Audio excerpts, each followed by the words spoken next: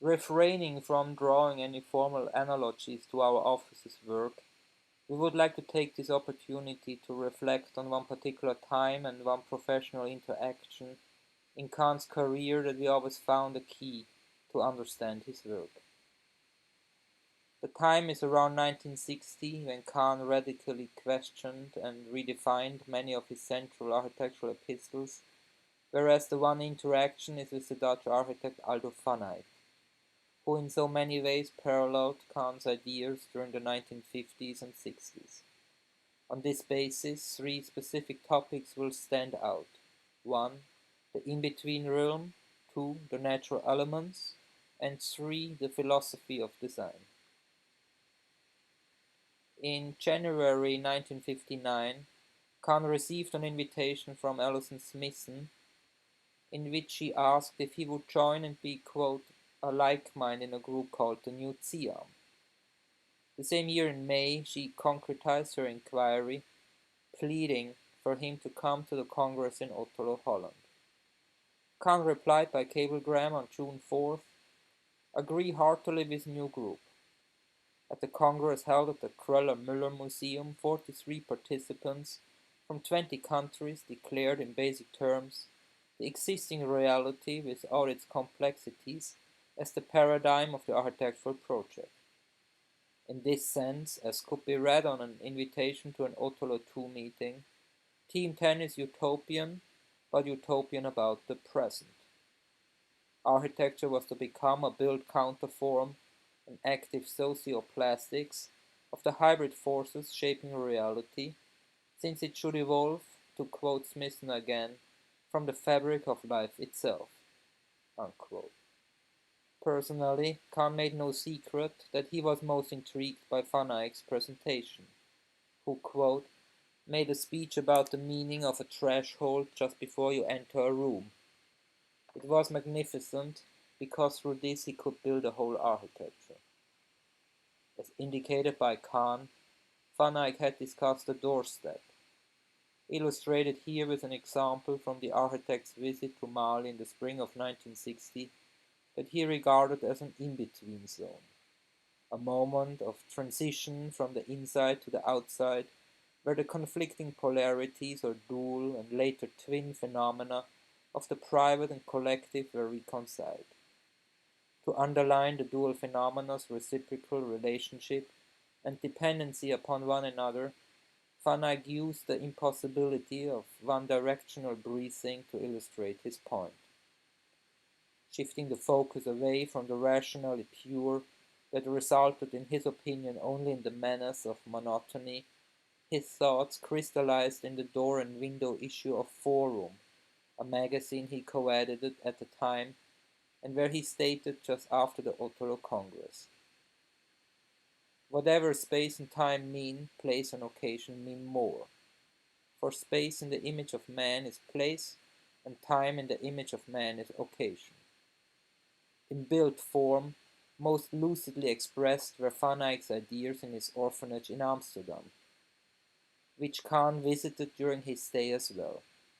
The project was in a dual sense a tiny city and a large house, whereby a meandering interior street with several plazas created the in-between zone. The configuration followed a cellular structuralist logic, yet accentuated the different spatial functions, since it intended to, quote, break away from the contemporary concept, call it sickness, of spatial continuity, unquote. Designed at the same time, Kahn's unrealized Jewish community center in Trenton, New Jersey, dealt with a series of similar issues. The project's clustered, highly geometrized arrangement with consistently repeated domes, crowned by oculi, conformed with Van Eyck's orphanage, but also classical references like the Roman imperial baths, with their juxtaposition of clearly defined spaces within a superior tartan-gridded order. Notably, Kahn's Bay system, wherein hollow columns assumed both structural and functional tasks, was also akin to Van Eyck's contemporaneous design for the unrealized four-tower house in Bambrücke. At At the climax, though, of Van Eyck's tendency to interiorize the exterior and exteriorize the interior figured the later Sandsberg Sculpture Pavilion in Arnhem, where he created a sequence of labyrinthian interstitial spaces resulting from the layered assemblage of 6 parallel, partly fragmented walls with their different circular recesses. Altogether, it was precisely this concept of spatial layering that Kahn felt attracted to, and which found immediate expression in the aftermath of the Otterlo Meeting in his unrealized design of the United States consulate in Luanda, Angola.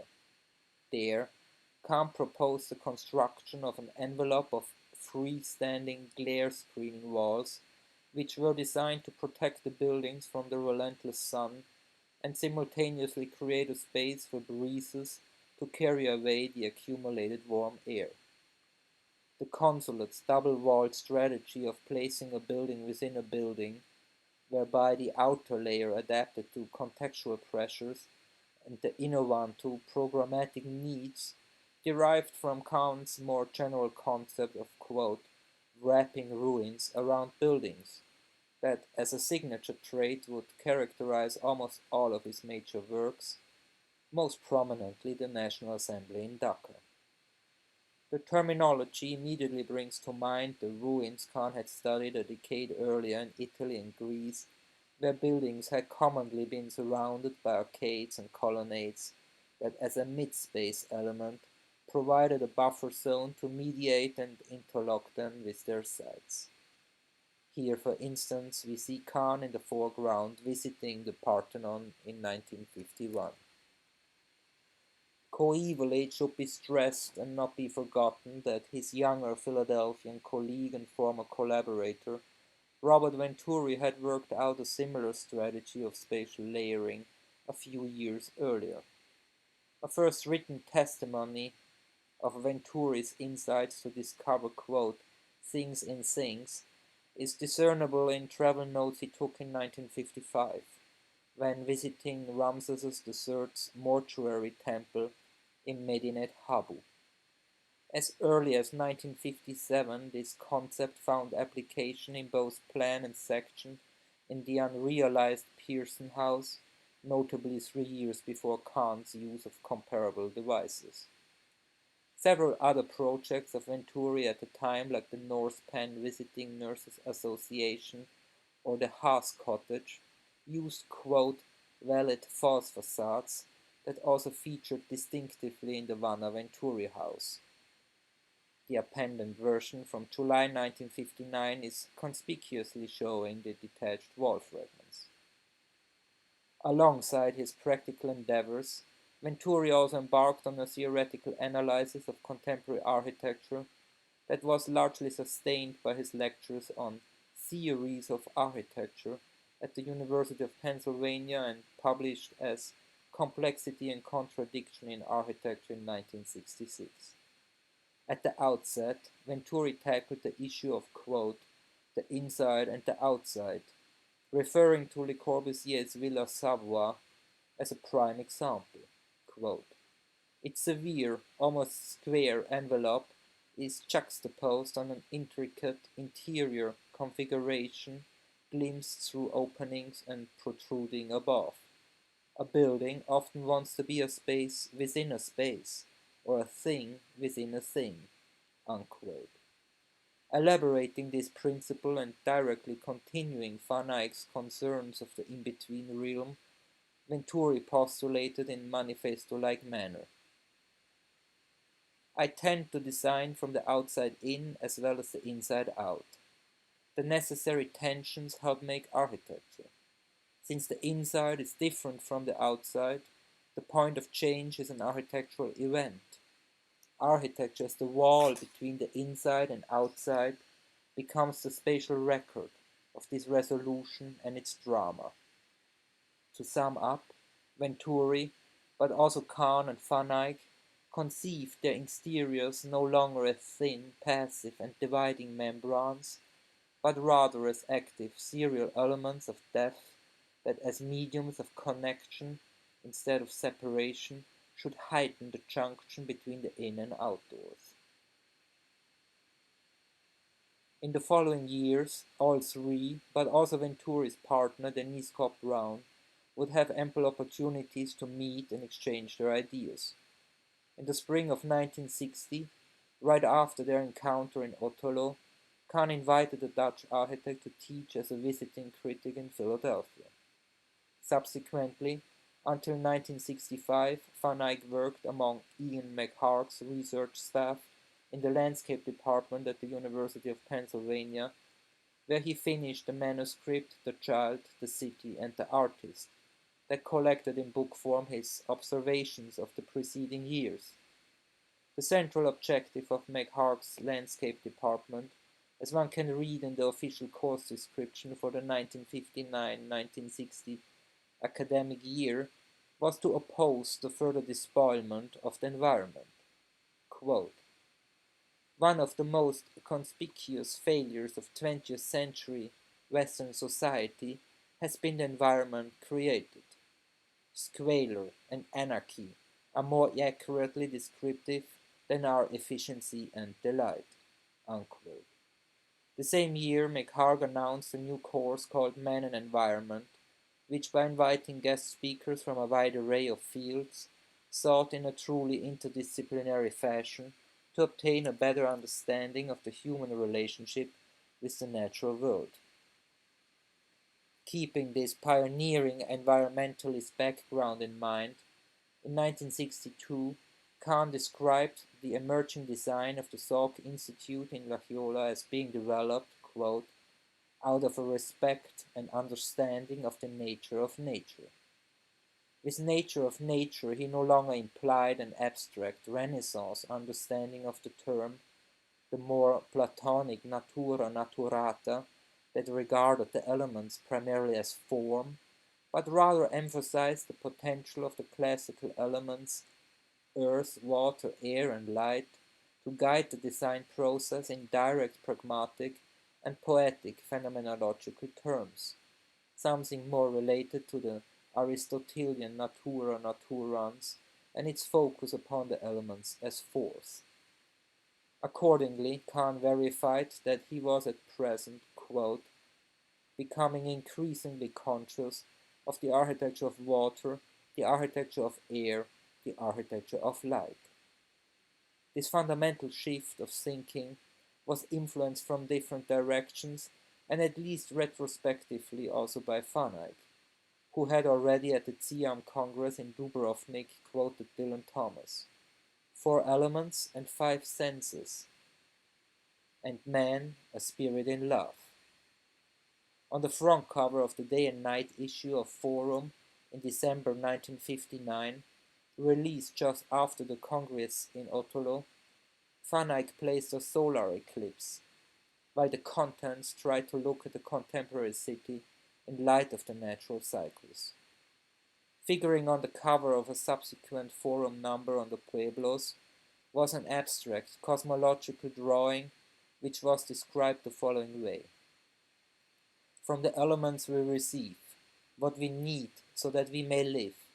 From Mother Earth our sustenance, from the air our breath, from water cleanliness and the quenching of our thirst, from fire warmth to dispel coldness, from the seasons the clouds that bring snow and rain to ensure our survival."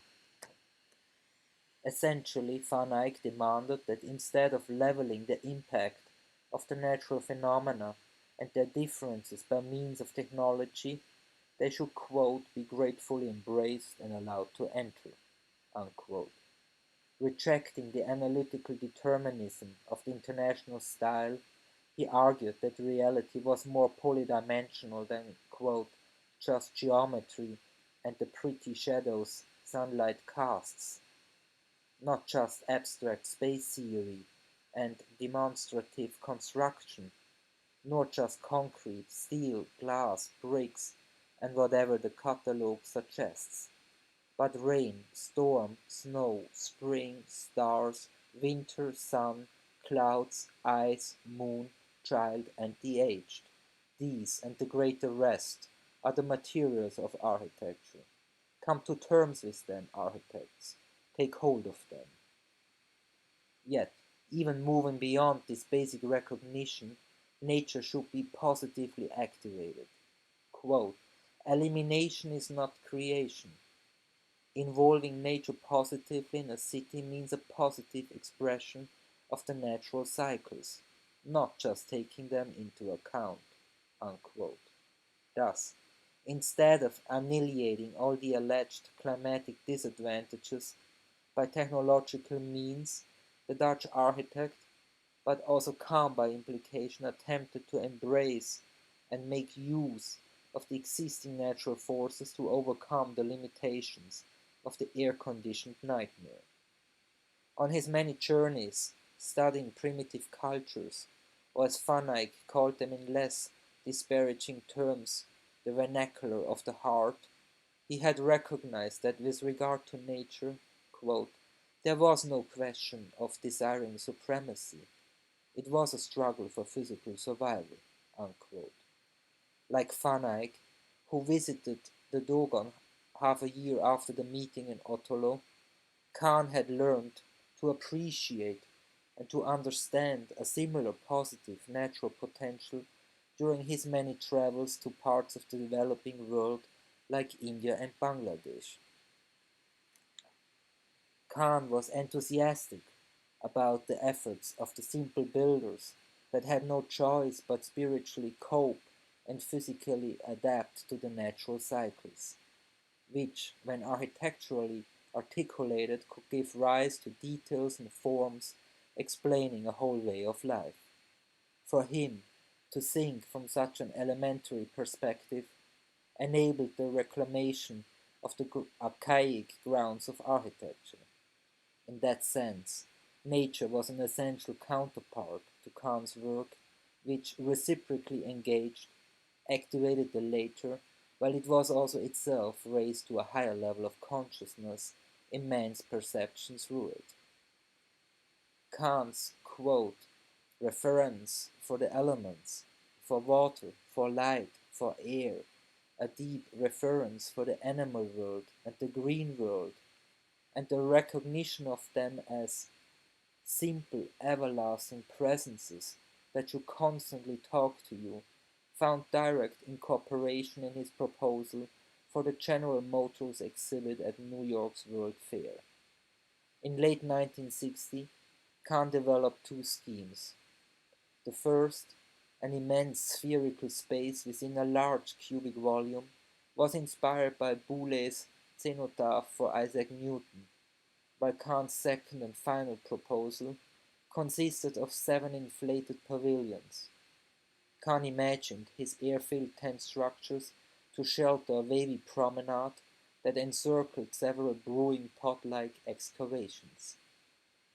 Each of these bowls was filled with a separate element and pronounced its distinctive features, for instance water and its change of form in relation to temperature and motion. This was the nature geographic part, illustrated by Kahn in forceful color patterns, all characterized by a nebulous quality of pure primordial energy that recalled the infancy of the universe and the beginning of life on Earth.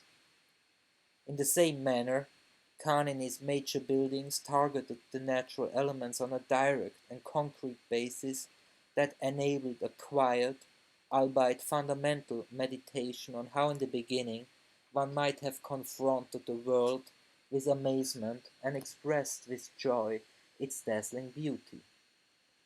Literally taking hold of Boulet's suggestion that it was the architect's foremost task to make nature present, mettre la nature au œuvre, Kahn, but one may also think of Van Eyck's Catholic Church in The Hague, conceived his buildings as monochrome and porous backdrops that staged the poetical disclosure of the world.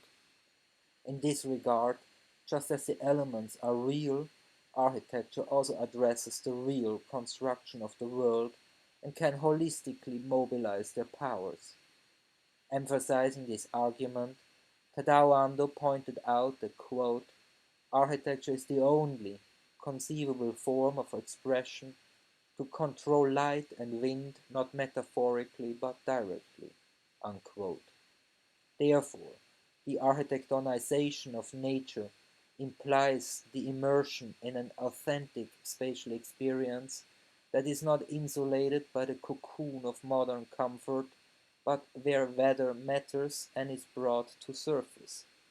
Once acknowledging this meaningfully uncomfortable reality, it is a diaphanous architecture that may result, one of soft, blurred boundaries that makes intelligible the elemental condition.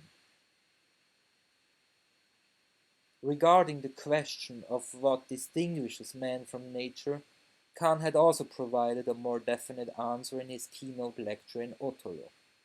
Quote, nature is not concerned with form, only man is concerned with form. It makes it according to circumstances.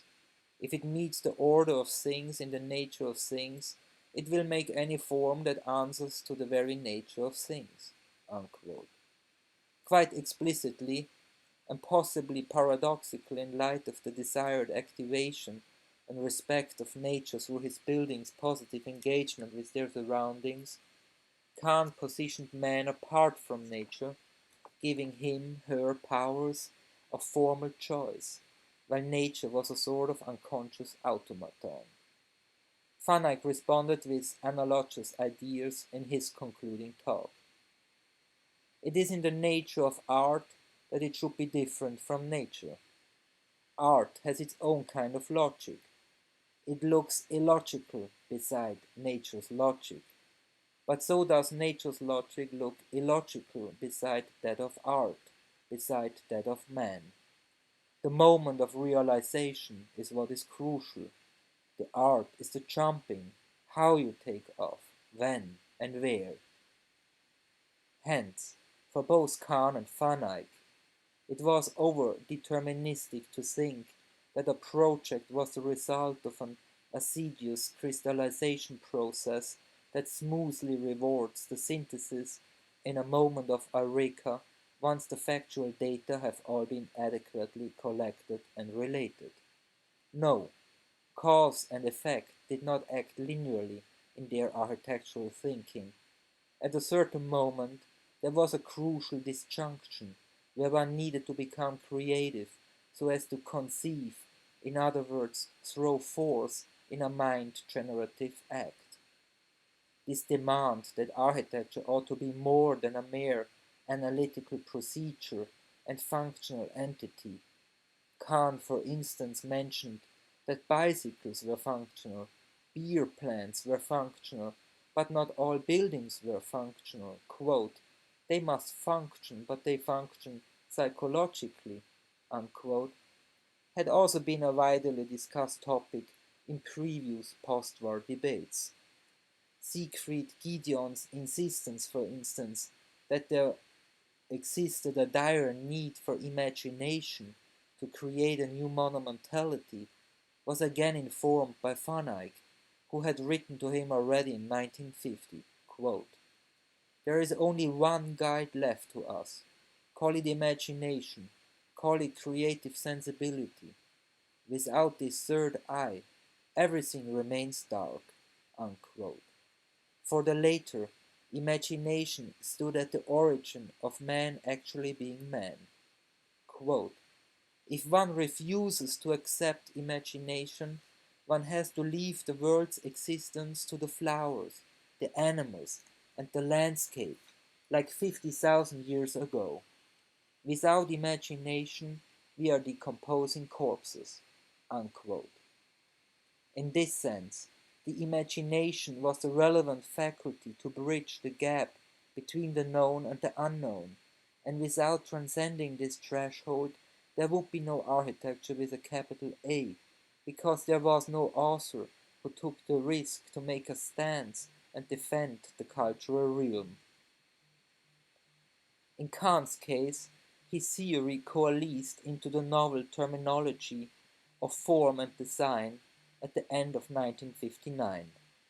Form, in fact immeasurable and without actual form, ought to capture through feeling and thinking the intrinsic characteristics of a program, space, or material by asking what is the essential difference between one thing and another, what constitutes its essence, its nature against any other nature, while design referred to the tangible parameters of the changing circumstances. Thus it was measurable, but merely a simile of the original idea. At the origin of Kahn's design sequence stood the biological metaphor of the seed that was inherent in the question of the nature of the space. Quote, I believe the concept should be equal to that of planting a seed, in which the concept that is the result you are going to get should be quite clear. Unquote. To underline this argument, he added, it's just as sure as when you plant an oak seed. You're going to get an oak tree. The shape you don't know, but it's going to be an oak. Unquote. Insisting that the end depended on the beginning, if the wrong seed was chosen, the wrong plant would grow. If one wanted a high-rise, one needed to ideate a high-rise. If one wanted a tomato, one needed to plant a tomato. What was the initial question? Why the rationalization followed close at hand. Years later, Kahn clarified, I'm at my best when I talk about the nature of things, the nature of a library. It's not derived so much from knowledge, because the examples are very ragged. It is derived because you refer the sense of beginning. You don't take anything for granted that has been done. You start as though a library had never been built. Unquote. For Kahn, the primary task of an architect was to distinguish the particular whatness that made a school, or a museum a museum. In doing so, he attempted to discern a project's general objective, its formless form, that as the specific semen, an intangible nucleus, disseminated its creative forces in the worldly design. Consequently, the original intention was both present as impulse before the action, as an intuition-based provocation and projection, but also as more conscious volition during the very execution of the action, when the immaterial creative forces were transformed into material form. In architectural terms, this burgeoning concept of the nature of the space vehemently criticized the Miesian order. Contrasting its universalism, Kahn's approach was to foster difference, and in spatial terms separate, although hierarchically interdependent units. Following their distinct nature, the individually defined rooms should assemble in a rhythmically coordinated organization of served and servant spaces to form a society of rooms. Tracing the sources of Kahn's concern with differentiation, in the illustration The Plan of a City is Like the Plan of a House from 1944, Kahn had revealed an early longing to emphasize the diversity of atmospheres within a single building, as he compared each room with a separate part of a city. Likewise, Van Eyck had discovered that the chambers of a Dogon house represented separate bodily organs, while the houses in turn were the organs of the city. Tribal African communities were in his opinion the perfect place to, quote, discover the constant aspects of architectural form, since modern architecture has been harping continually on what is different in our time to such an extent that even they have lost touch with what is not different, with what is always essentially the same. Unquote. When lecturing in Otterlo, he added, our problems are also those of eternal man, of archaic man. Man is always the same, in all places on earth and in all times. Much in the vein of Kahn's famous aphorism, What was has always been, what is has always been, what will be has always been. The Dutch architect regarded contemporary man just as versatile and lost vis-à-vis the world as earliest man had been. In that sense, for both Kahn and Van Eyck, the work of the architect did not just call for new ways of invention, but also to remember and reinstate those eternal human feelings and yearnings that have stood, still are, and will forever remain at the basis of our shared institutions, these places, for the religious, educational, cultural, and political coming together of men and women of all backgrounds, faith, and races, which, not unlike in the turbulent 1960s, we need today, confronted with such grave social upheaval more than ever again.